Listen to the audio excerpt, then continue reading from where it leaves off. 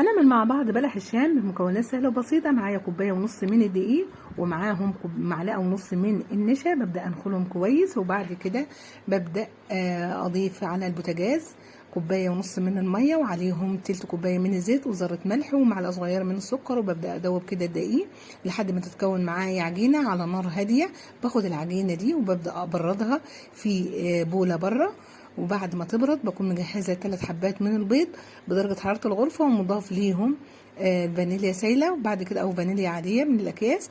وبعد كده ببدا انزل بيهم بيضه بيضه لحد ما يختفي وتتكون معايا عجينه زي ما انتم شايفينها كده. وببدا اشكلها بأم بلح الشام في زيت بارد، وبعد كده برفعه على النار ويبدا كده على نار هاديه لحد ما يرتفع معايا ويتلون باللون الذهبي الجميل. وبعد كده باخده في سيرب تقيل وبخليه شويه، وبعد كده بخرجه من السيرة، وده شكله النهائي.